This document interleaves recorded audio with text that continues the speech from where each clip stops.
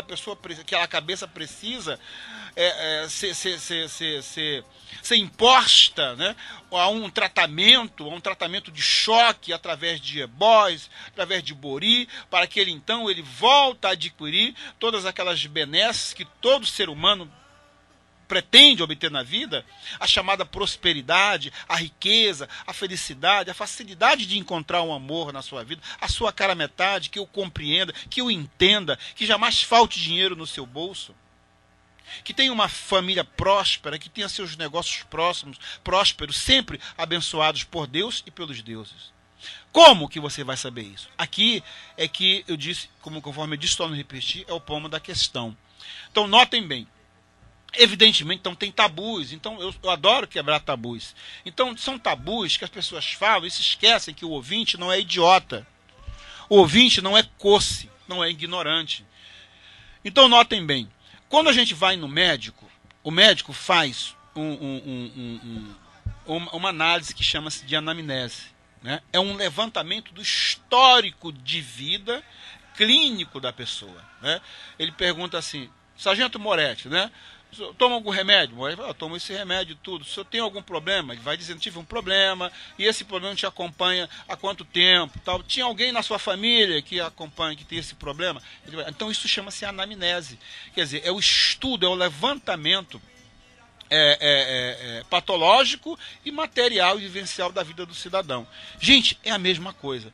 Então notem bem, então você joga para uma pessoa, para você enquadrar essa pessoa dentro desse conceito, dessa lenda bonita de Babá Ajalá, de cabeças que realmente, às vezes o cara não é portador de nenhuma idiotia, de nenhuma patologia, mas às vezes o cara tem um comportamento nocivo de repente à família, à sociedade, o cara não é agraciado por bênçãos, o cara não para emprego, o cara não para com mulher, o cara não se entende com o vizinho, entendeu? O cara é violento, o cara não é dado a trabalho. Então como que você vai tentar adequar essa situação a essa teologia, né, a teologia assim dizendo, de Babá Ajalá?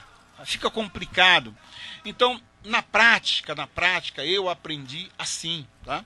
Nós, quando nos deparamos, claro que tudo isso aqui é doutrina, nos ajuda muito a resolver, mas a coisa a gente resolve é na prática. Por quê? Porque nós sabemos que todos nós, existe um método muito prático que eu aprendi, não estou ensinando ninguém não, tá? Que chama-se a tabela da prosperidade. Por exemplo, então você pega uma pessoa, você faz tipo o que o médico faz, uma anamnese. Só que o médico é diferente, o paciente é obrigado a falar para ele. O médico, o advogado, a pessoa chega, doutor, eu fiz isso, eu matei, eu roubei. O médico, doutor, estou sentindo uma dor aqui, acolá e tal, pererê. Já o pai de santo, não, o pai de santo, ele é que tem que falar.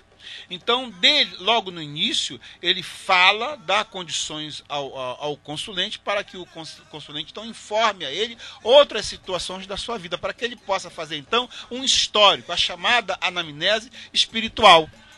Por quê? Porque eu digo sempre, gente, eu sempre disse isso aqui, torno a repetir, feitura de santo tem prazo de validade. Então você pega um indivíduo, primeira característica que você analisa, a sua idade cronológica. 50, 60 anos. Aí o cara chega, o cara quer que você faça um milagre na vida dele, ele quer fazer um santo, ele quer passar num concurso público, ele quer ter uma ascensão de carreira numa empresa, ele quer conseguir uma mulher mais nova para casar, enfim. Aí você olha pro cara assim, poxa, o cara já viveu uma vida, já comeu 1 quilo de sal. Pô, o cara quer milagre. Nem Deus não vai fazer esse milagre na vida dele. Então você começa a fazer, então você faz eu costumo fazer uma tabela e que divido a vida do sujeito, eu divido a vida do sujeito em 7. Eu pego aquela vida dele, tem 60 anos, eu divido numa tabela chamada tabela da prosperidade e de prevalência. Por quê? Porque do ciclo da vida, a nossa vida de 7 em 7 anos ela se renova. Então, de 7 em 7 anos, a nossa vida passa por transformações especiais. Isso é sintomático. Muito raramente isso se modifica. Isso é sintomático. Tá? Claro que isso deriva de um estudo. Às vezes, lembram das chamadas pragas do Egito? Praga do Egito, 7 anos de gafanhoto, 7 anos de seca. Aquilo também tem alguma coisa a ver com isso. Então nós temos 7 anos, muitas das vezes, de míngua. você tem 7 anos de prosperidade. Aí você tem que aproveitar aqueles 7 anos de míngua para poder fortalecer o espírito, criar uma blindagem para que quando vier o tempo da prosperidade, você saber guardar para ter no outro dia.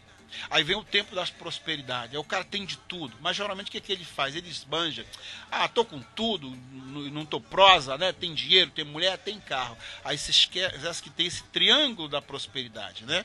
Essa tabela da prosperidade. Passou aqueles 7 anos, aí vem um período mais ou menos, às vezes vem um outro domingo.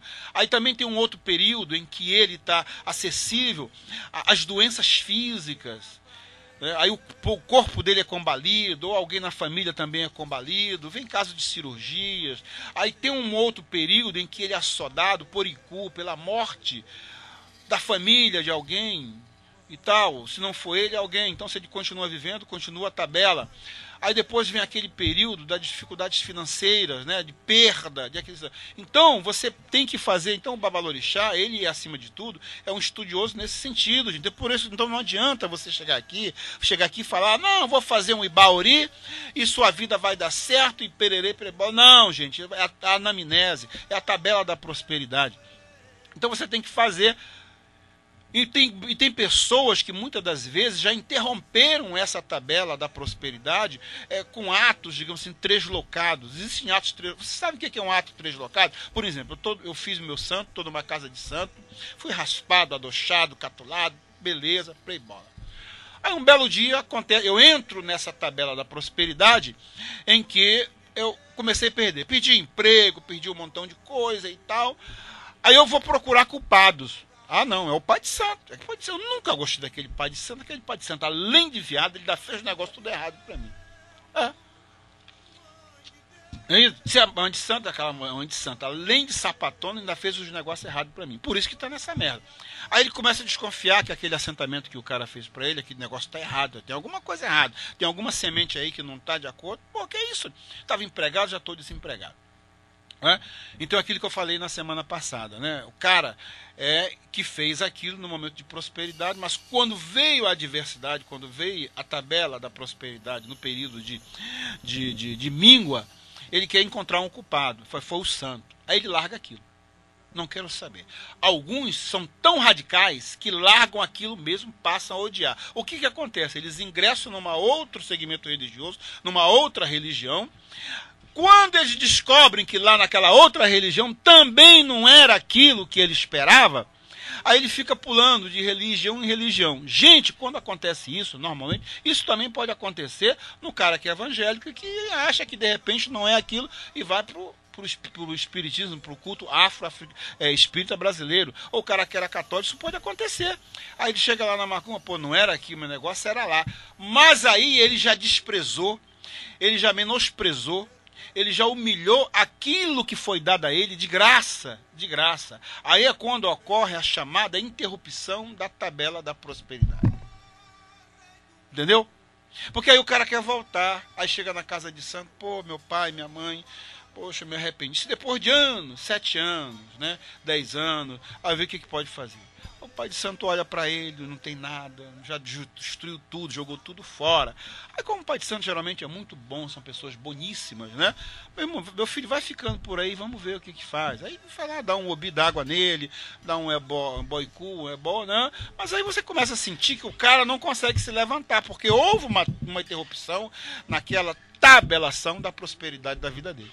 Então, gente, é assim mais ou menos que funciona, a coisa certa, a coisa correta. Claro que isso aí depende de um certo conhecimento, de um certo grau de intelectualidade, mas começa por aí. Mas você incutir na cabeça da pessoa que o Ibaori, tá? O Ibaori vai dar a sustentação necessária para você dar a uma pessoa a vida, vai dar a ela base para poder, não, aquilo ali você vai tentar, você já analisou aquela situação daquela pessoa, já fez a chamada anamnese espiritual, tem um caminho para você, então vamos tentar encontrar esse caminho. Claro que todo e qualquer tratamento espiritual, ele começa pela cabeça, o corpo, limpa-se o corpo, começa pela cabeça. Não necessariamente você não precisa fazer um Ibaori, conforme eu disse, né? Porque o Ibaori, gente, isso acaba sendo um ponto de discórdia hoje dentro das casas de santo. O que é um bauri? É uma tirrina, é uma tigela, uma panelinha que a gente coloca ali, os mesmos elementos, parte dos elementos que vão na cabeça daquela pessoa que está sendo tratada, né? Vai o obi, vai todos os temperos, o sangue, o egé e tal, então fica aquilo ali. Aquilo ali, alguns zeladores colocam aquilo como se fosse um cordão umbilical. Aquele bauri está ligado diretamente à sua cabeça e à sua casa. Alguns chamam-se, tem alguns zeladores que chegam à disfarçatez de chamar aquilo de orifeitura. De orifeitura. De orifeitura, que aquilo ali é um orifeitura, de você tem a sua cabeça feita porque tem um ibaori, demonstrando para as pessoas que você passa a ter uma vinculação espiritual com a casa, quando na realidade não é nada daquilo. Aquilo ali é apenas um receptáculo votivo que representa um sentimento de responsabilidade que aquele que está sendo tratado passa a ter com a casa. Mas a coisa é incutida de uma tal maneira que quando o cara se indispõe com a casa de santo, eu quero levar o meu ibauri. Aí é quando vem as chantagens, quando vem os achatamentos, né? O pai dizendo, não, você pode levar como se aquilo fosse um ojubó, um assentamento de orixá. Não, você vai levar, mas tu vai ter que me pagar. E tudo surge. Eu mesmo já administrei na justiça várias situações dessa natureza. Então isso só serve. Se mal não fizer, se bem não fizer, mal também não fará. Mas se fizer, mantém aqui. Tem mais, ibaori ele tem prazo de validade. Não adianta o cara chegar, fazer um ibaori, aí o cara, daqui a 7 meses, você volta aqui que nós temos que dar um reforço. Ibaori tem que ser reforçado de 7 em 7 meses. Eu, na minha casa, eu faço assim. Senão ele perde o efeito. Tá? Daqui a 7 meses, por quê? Obedecendo essa tabela da prosperidade. O ibaori tem que obedecer essa tabela da prosperidade, porque se na nossa vida se renova de 7 em 7 anos, então nós temos que fazer também a renovação do nosso ibaori. Não vamos esperar 7 anos para fazer a renovação de um ibaori, de maneira nenhuma. Né? Então o que acontece? Ora, se a pessoa foi, não voltou mais, passou, então não vou ficar lá no meu roncó com um montão de tirrina lá aguardando seu fulano. Passou 7 meses, a gente espera mais 1 mês ou 2, dá um refresco, né, pro cara.